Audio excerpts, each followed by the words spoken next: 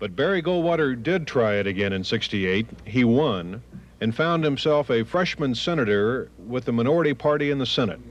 But there was a Republican in the White House for the first time in 8 years. Goldwater supported Richard Nixon fervently for years.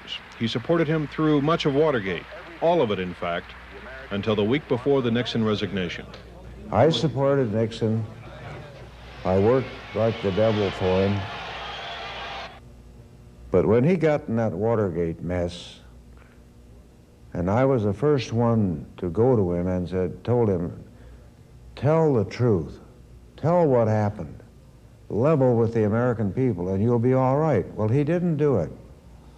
And the more it went on and on and on, the madder I got, because the more he lied to the American people. He was lying to you, too, wasn't he? He lied to me, he lied to his family, he lied to everybody.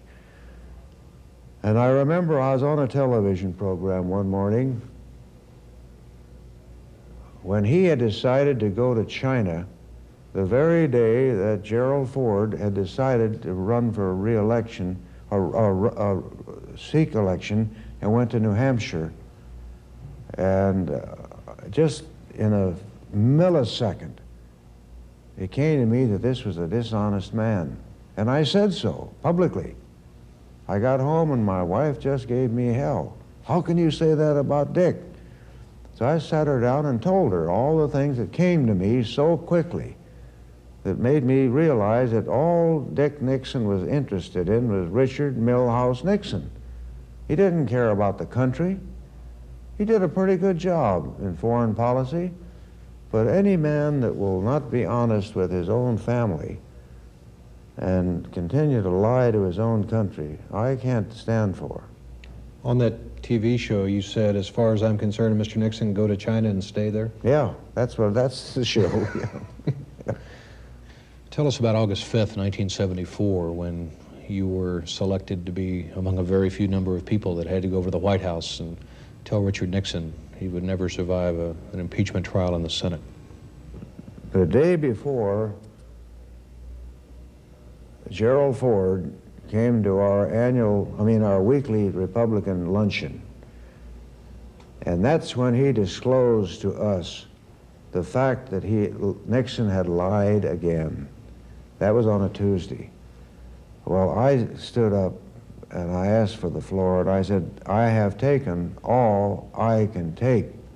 I am publicly going to oppose this man.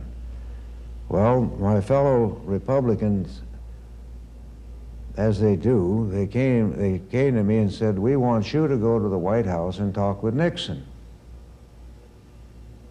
It seems to me every time there's a problem around here, they call on old Goldie to get somebody out of it. So I called the White House and said, I'd like to come up and talk with the president. And Dean Birch of Tucson told me, he said, well, let's not be in a hurry. Can we have lunch tomorrow? So I went out to Dean's house and had lunch with he and Alexander Haig. And there they told me the whole story, just where the things sat, and the fact that the president was sitting on the tip of a pin or a needle, and he could go either way, so we didn't want to upset him and have him drag this thing out into a long congressional process. They asked me if I could visit that afternoon with Nixon at the White House. Now, I didn't know at that time they were going to bring John Rhodes or Scott. When I got to the White House, there they were. We went in, sat down, and he sat there. You'd think he just finished a hole-in-one. He talked with each one of us, talked with me about campaigning and how much we'd campaigned together and so forth. And then he finally said, well, what do my chances look like on the Hill? Well, I said, Mr. President, if you have 12 or 13 votes in the Senate, that's more than I think you have. I think you've had it. John Rhodes told him essentially the same thing, and Hugh Scott agreed. That's about as far as it went. We had agreed that we would not say to him, you have to resign, although had it been me alone, I would have told him. We left the office, went outside, and the press were all out there, and we had to be very careful so that we wouldn't infer that he had made up his mind. And I came back down to the Senate and reported to the Senate leadership, the Republican leadership, what had transpired, and that I personally felt that he was going to quit. And then later on that evening, we were told that he had made up his mind. And the next evening, the leadership was called to the White House, and I'll never forget it. It was the Oval Room, and he told us he'd made up his mind, and I shed a tear, because you never expect to hear a president say he's going to quit. Therefore, I shall resign the presidency effective at noon tomorrow. Vice President Ford will be sworn in as president at that hour in this office.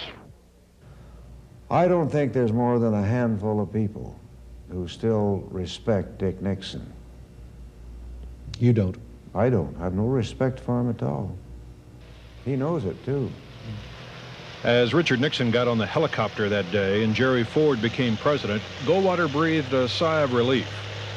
Goldwater liked Jerry Ford, but he did not agree with the Nixon pardon. I was out home, and Ford called me without realizing the difference in time. He got me out of bed and told me what he'd done. I said, I think you've made a mistake. I said, number one, what has he done that you're going to pardon him for? He hasn't been indicted. He hasn't even been charged.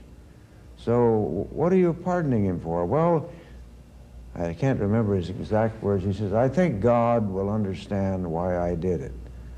I said, well, if he does, he'll be the only one that does, because I don't understand it, and I think it's wrong.